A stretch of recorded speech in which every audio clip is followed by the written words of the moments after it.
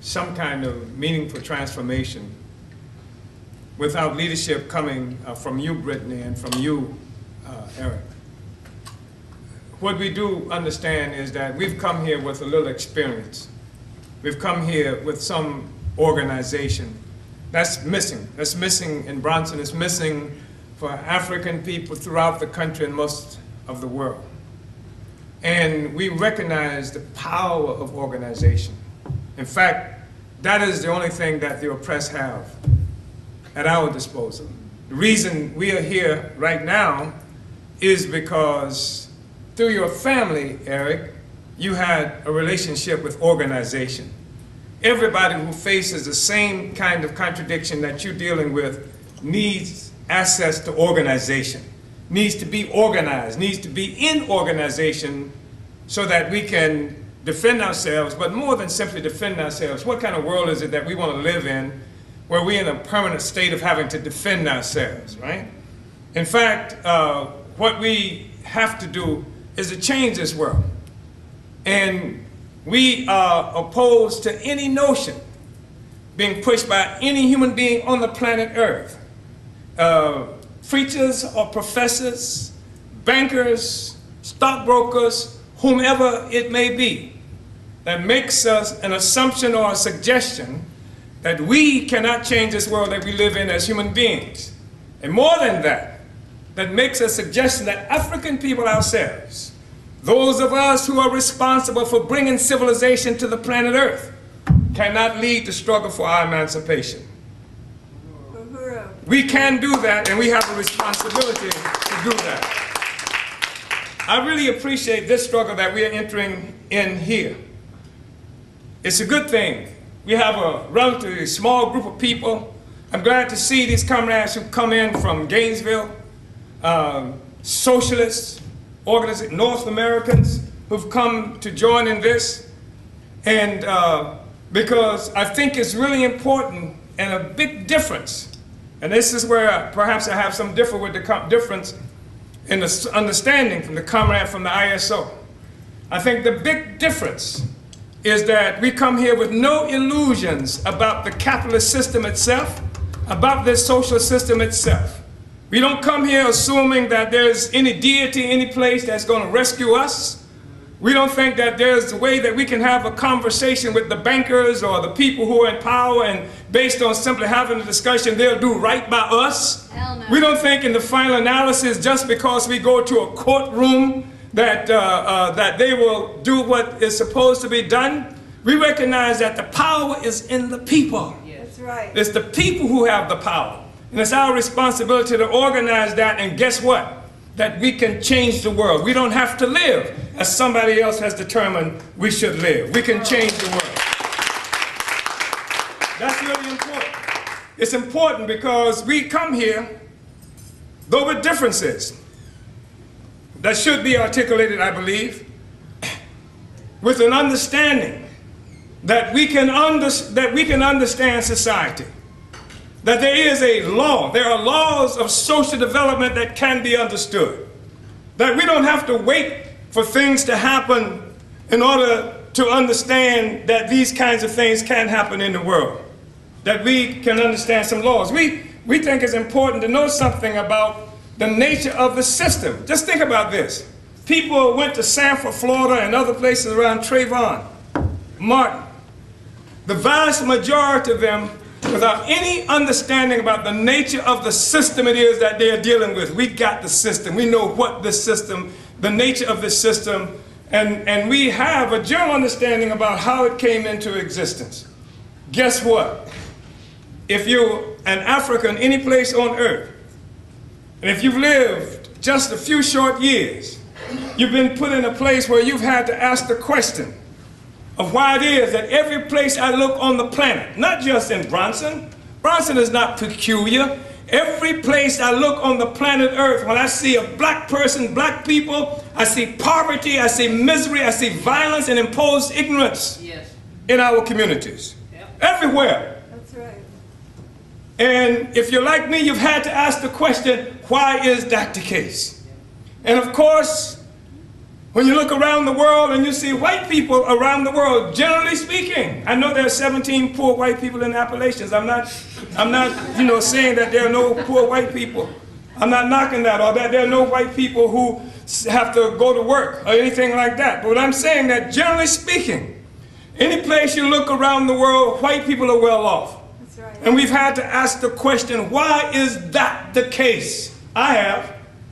And then the answer that's been given to us, generally speaking, is that the reason we live in a world where the majority of African people live in poverty and misery, where faced with violence and ignorance, we are told, have been told, is because African people are less civilized than white people. Have you ever heard that before anywhere? We've heard that African people, they say, because African people are not thrifty. We just don't save our money. I mean, these are bogus explanations that are given to us. And guess what? Even if they don't say that today, if they don't take the covers off, the reality of why it is the same as having said it. That we walk around with this burden on our shoulders, in our consciousness, and in the very marrow of our souls. That's right. This burden of having to understand that we are worthless people, having been taught that we have no value at all, having been taught that we have no culture, no history, that in fact that we are lucky that the white people came to Africa and kidnapped us and attacked the mother country and brought us here. I've been told that. Yes. And if they haven't been told it directly, it has been implicit in everything that we have learned about our reality, not just here, but on the very continent of Africa itself. Yes. It is a distorted understanding of the world. So let's get to some truth here.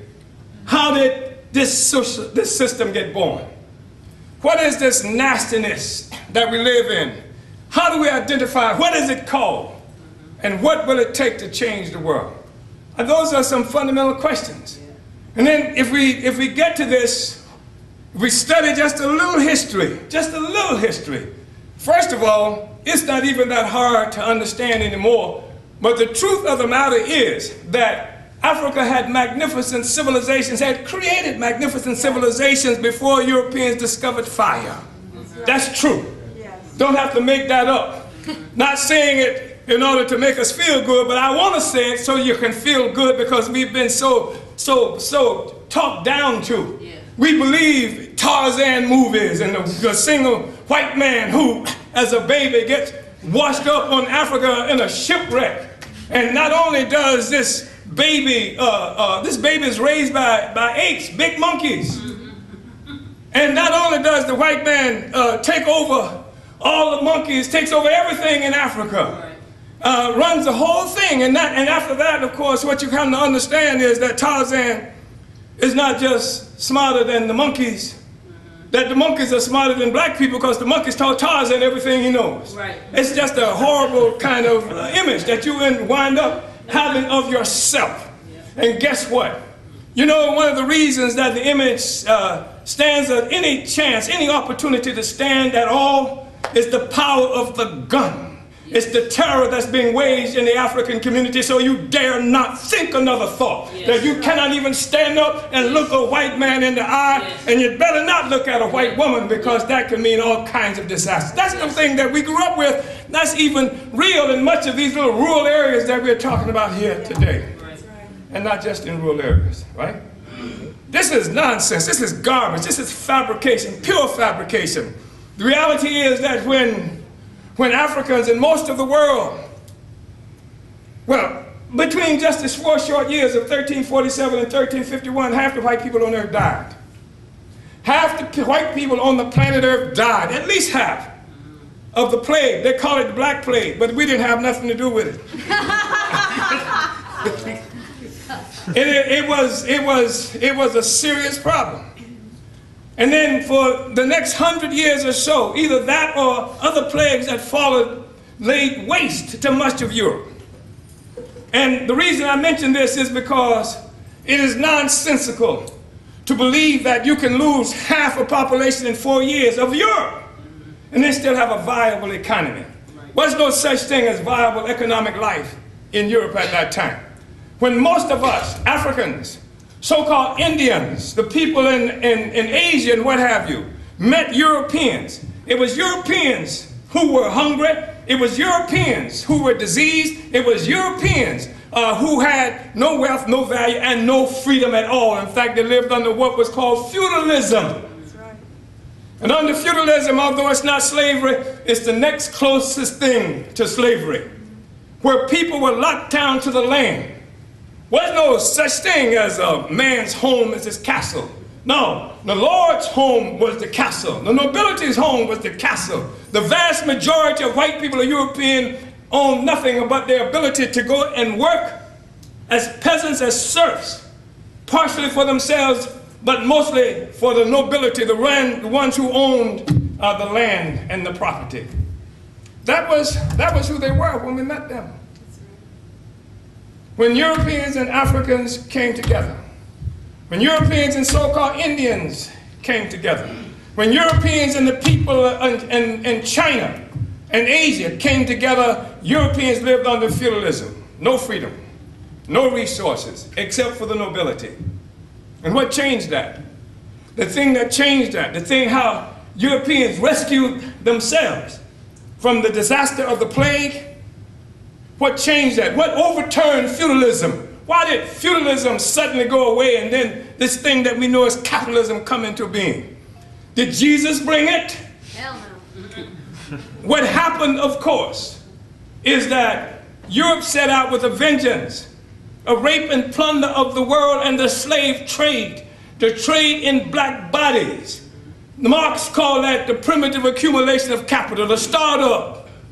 In fact, he said, when he talked about the white workers, when he talked about the white working class, when he talked about those who are now, to many instances, who are not workers, but talking about they are the 99%, he said of them, he said that wage slavery in Europe required as a pedestal slavery pure and simple in the New World. Right.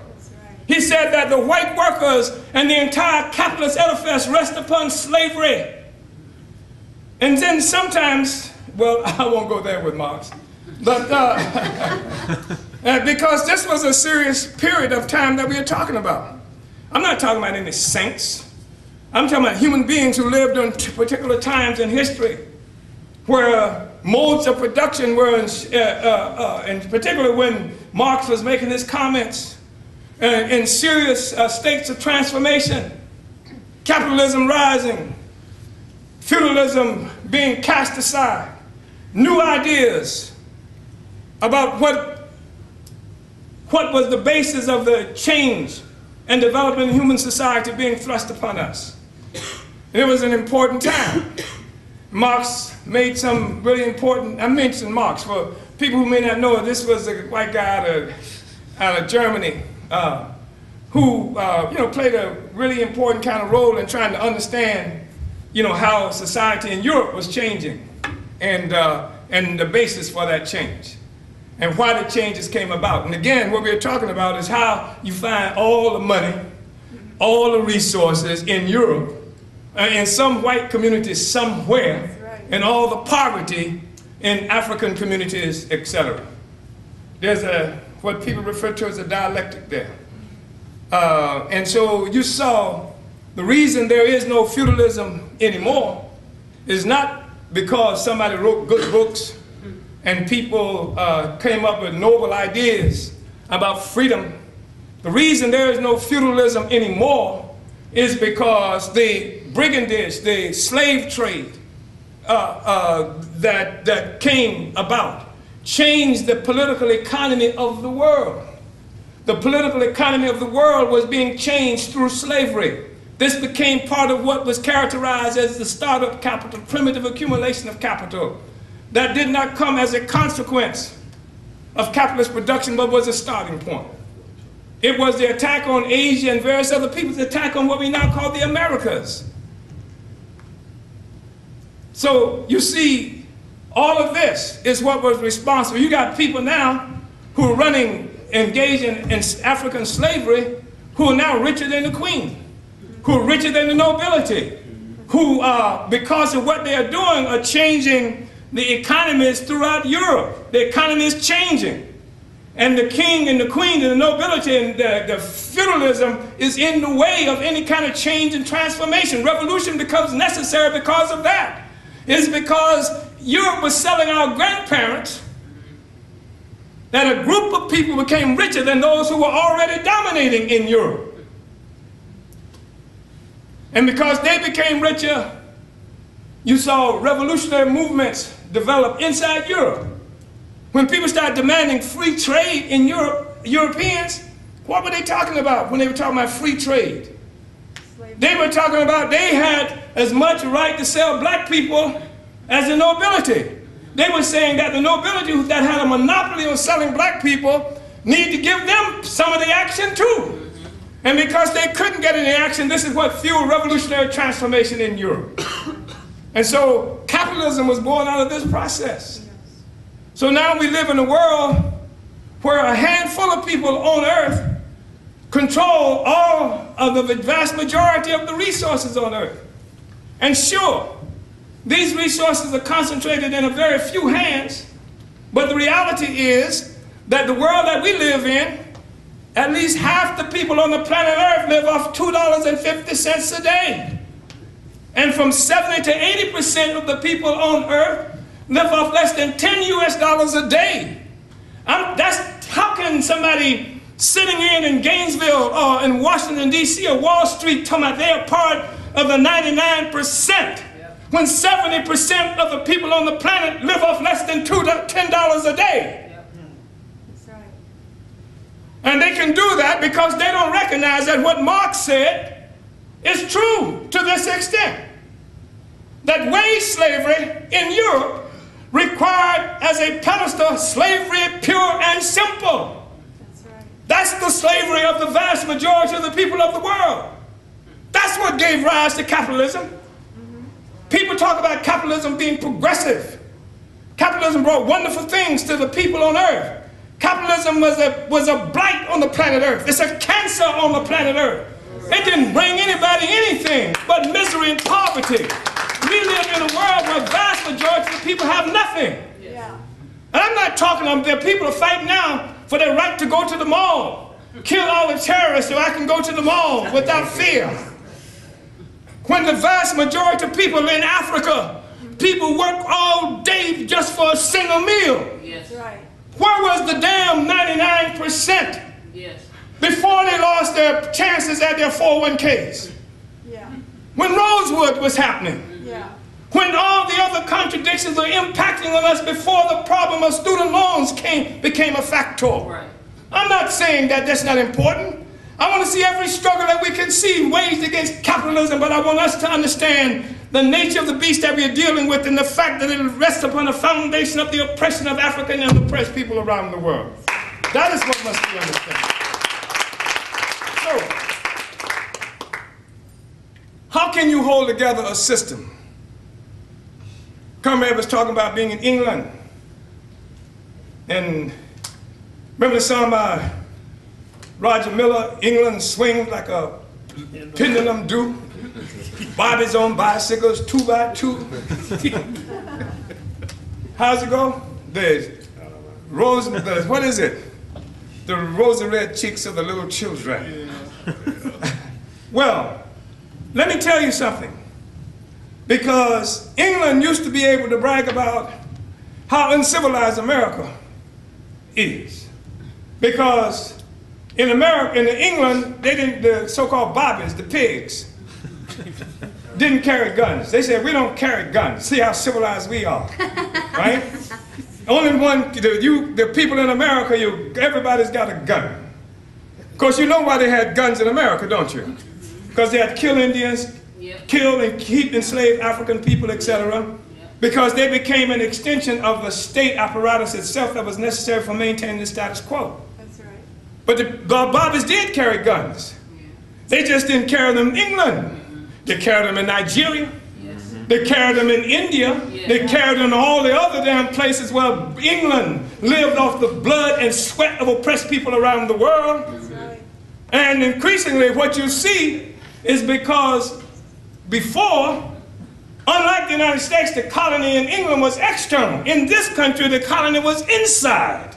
It was the Indians, it was the Africans, it's the Mexicans whose land was just recently stolen from them the last 100 and some odd years ago. It's the Puerto Ricans. Oh yeah. The colony was inside here. So the guns were here.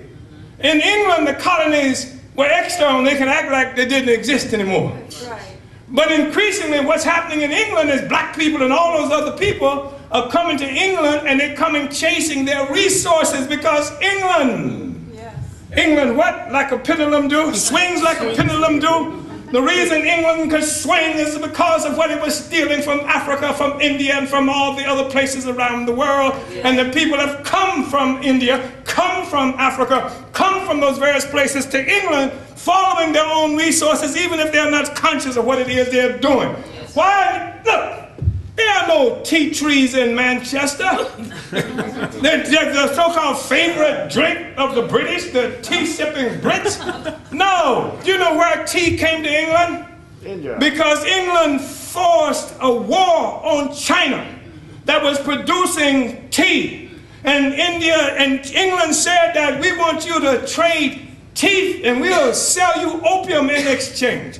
And the Chinese said, we don't want your opium. We're not interested in being junkies. We're not interested in drugs. And India fought a war, 1841-42, called the Opium War, against China to force China to become a nation of junkies. That's how England got the tea. Right. So those proper tea-sipping British were not proper at all when they was fighting against the Chinese to make them become junkies and what have you. This is the nature of the system that you live in. It's washed in blood, the blood of peoples around the world. It was born in blood.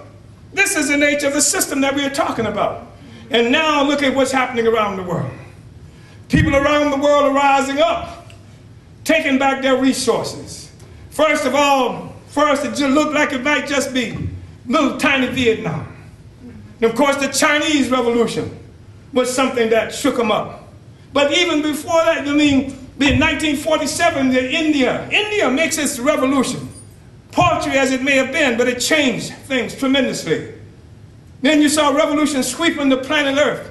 That is the beginning of the profound crisis that we're looking at today.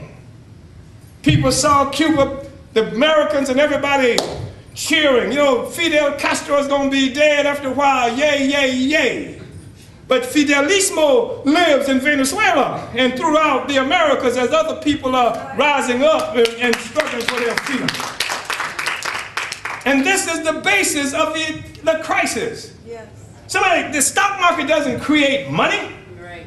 Banks don't create. In fact, banks don't even have money. Right. If everybody woke up tomorrow and said, go to the bank and try to get your money, the economy would fall into the sea.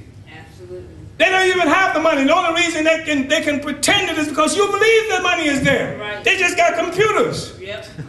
That's all they got. When you read about, okay, that quantitative easing, that's what they call when they say they're printing more money. They don't have tractor trailers full of trucks full of money that they're driving from bank to bank. They just got computers. Yep. And it's only because you believe the money is there that the thing works. Yep. It's like the wizard. Pull back the curtain. The trillions of dollars that you think are there, usually they don't exist at all. But this is the basis of the crisis, because capitalism was born as a parasite. It is a parasitic social system. And the peoples around the world are standing up and taking back their resources, and and they can't see it. And the reason they can't see it is because we are invisible. Because they cannot see the pedestal upon which the whole thing rests. And that's why, even Marx coming up with the characterization of primitive accumulation. He said that's how capitalism got started. The primitive accumulation, he asked the question, how do we get a capitalist production? He said you can't have capitalist production unless you have capitalist accumulation. You can't have capitalist accumulation unless you got capitalist production. How do we get out of this? He said the only way we can get out is to assume that there was an accumulation of capital that was not a consequence of capitalist production, but a starting point. And that starting point, he said, was the primitive accumulation of capital. And what was that? It was turning Africa into a warring for the commercial hunting of black skins. It was all that has happened throughout the Americas, the theft of this land. The primitive accumulation of capitalism is America itself. It's Canada itself. It's Australia itself. It's all these resources and the enslavement of our people and the disappearance of millions and millions of human beings who don't even exist anymore because of the process that brought this social system into existence. And it's called primitive accumulation of capital. It's the objectification of African people. We are just the objects of history. Yes. And Europeans have been the subjects of history. That's right. So now collectively we found our voice. That's what happened on the 12th. That's right. When this guy knocked on the door and said, send him out. And he got more than he could have ever have imagined. Reality came out and broke his jaw. Or tried to. Because the primitive accumulation now can see. Yes. It can talk for itself. Yes. Right. We're not objects of history, we are subjects of history. Yes. Right. Yes. Eric is not an object of history, he is a subject of history. Yes. We are writing the history now. Yes. And this is something that North Americans, Europeans are not accustomed to and can feel uneasy and don't understand the nature of the discussion we're having often. Because they are so accustomed to being subjects of history and us being objects of history. Right. You know, I go through school, I was an early reader, right, when I was growing up. Reading all kinds of stuff, but I could never read about myself in the first person. Always reading second, third person. So I read Charles Dickens. Oh, Charles Dickens and what is it, not Tale of Two Cities, I'm thinking about Christmas Carols. You know, with the little cripple, you know, Tiny Tim, the little white boy, and you know, the uncles and everybody poor, and Scrooge becomes, you know, the symbolic capitalism, capitalist, and all that kind of stuff. I mean, I cried tears for Tiny Tim. You know, but nobody, I didn't know how to cry for myself because I couldn't read about myself in the first person. And what happens is that because the slave has never been able to articulate his own view, his own voices, then white people get surprised when they hear us speak finally. They say, dog, I didn't know you felt that way about me, right? I thought you felt about me the same way I feel about me. Well, how the hell would you think that I feel the same way about you that you feel about you when you've done all this terrible stuff that you do to me, and if you didn't do it, you never apologize for the ones who did do it, and you didn't give back all the stuff that was stolen by those who did do it, right? I speak for myself now, right? And so people are, you know, real thin-skinned, you know, get all upset. I've been, like Malcolm X, I thought my nigga was my middle name for the longest period of time, right? But North Americans are not accustomed to that. See, we are accustomed to being talked about, right? Don't even be in the room. We're not even in the room, right? Be invisible. That's how we used to find out so much. People, you know, we sit up here in the same room, right? And the white people who we serving the food and everything, and they say, yeah, you know, Billy Bob, we're going to go over to the quarters and kill this nigga there. And, you know, we just there. They don't even act like we're there because we're invisible, right? And they can't figure out how the nigga found out that Billy Bob and the was coming over. Because they can't see us. Because we're the pedestal, right? We don't even exist. As Marx said, we're the uncivilized nations and peoples and things like that.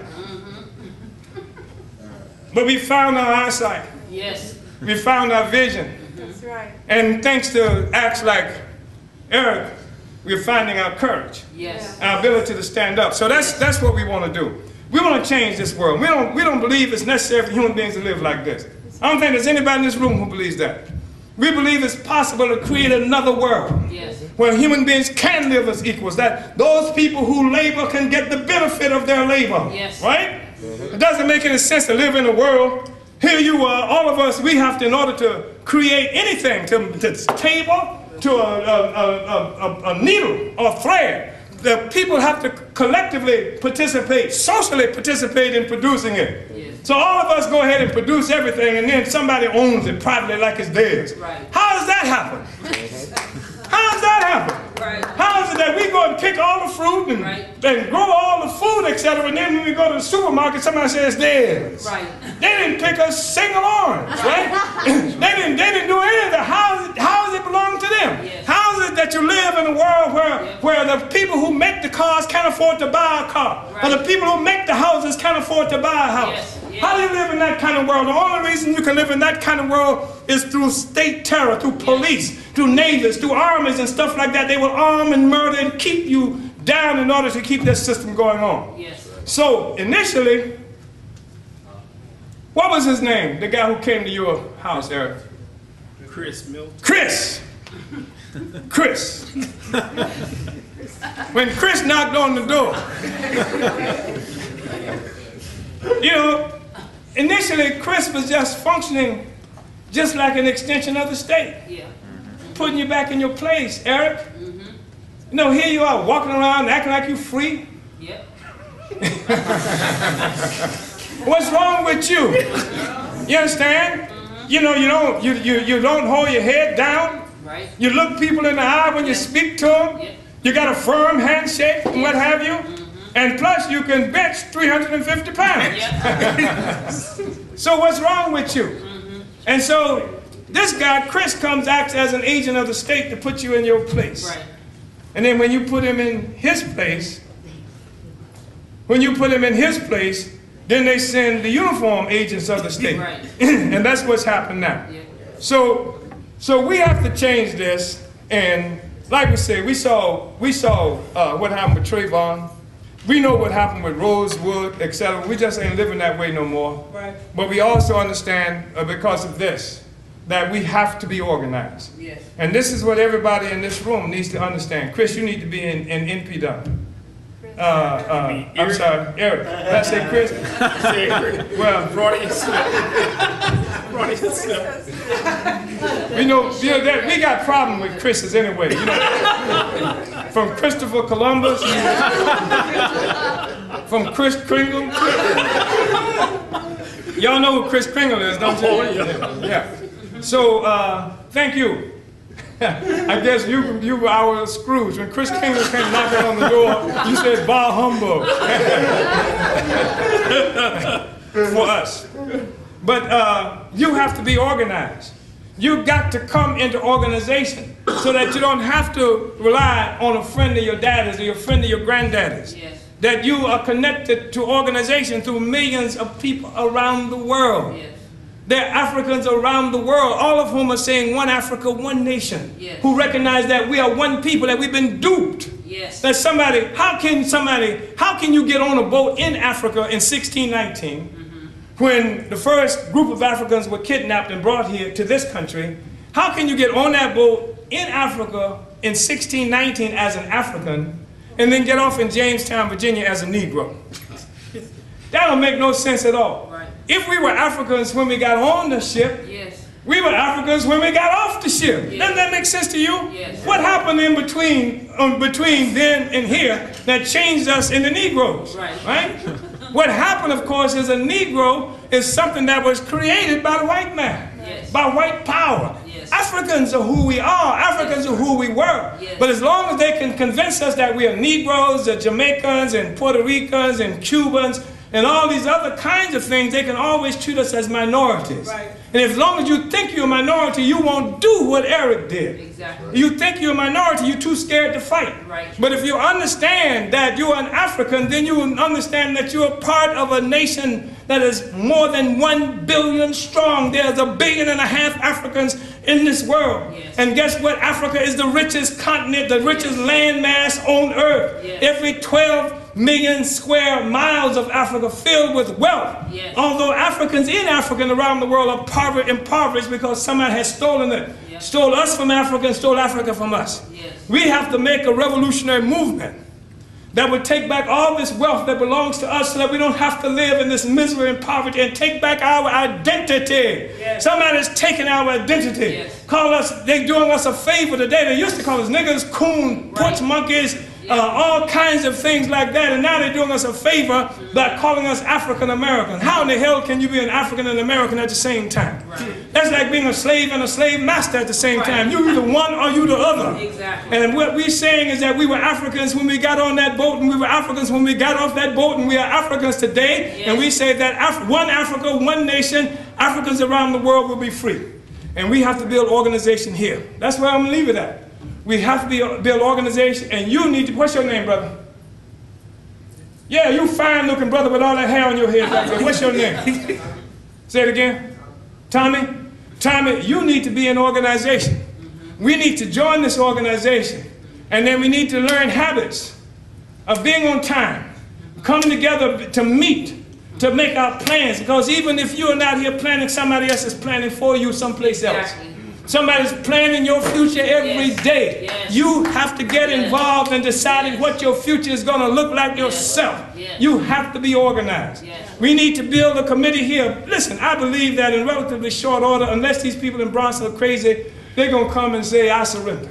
They ain't going to say, I surrender like that. They're going to say, they're going to sound like, what was his name in L.A. who got beat up by the police? Rodney King. They're going to sound like Rodney King. Can't we just all get along together, right? I believe that that could be forthcoming because they can see what's in the wind. They can see that we're going to build a movement that's here, that's going to be really important. But in the meantime, we got to build this committee and make this committee work. And the folk like who are here today from Gainesville and other places, they need to be working under your leadership in the committee to free, to defend and free Eric Oliver. And for that to happen, you got to have organization. You got organization, we can do anything. Brothers and sisters and comrades I've talked to long, I know it. I can see your eyes rolling back in your head. Wanted me to sit down. And I can especially tell that brother Mikey who, Mikey said that they had me in a headlock. It's dragging me and said, so Eric just came out and got them boys off me. Yeah, I think you're fine brothers and sisters, and everybody's everywhere so proud. I don't know if you look at our website ever. You ever look at our website, Uhuru News? You should. There's one brother who wrote, and he says that, he said, my heart is ablaze. He's looking at a story about you. He said, my heart is ablaze about black people resisting.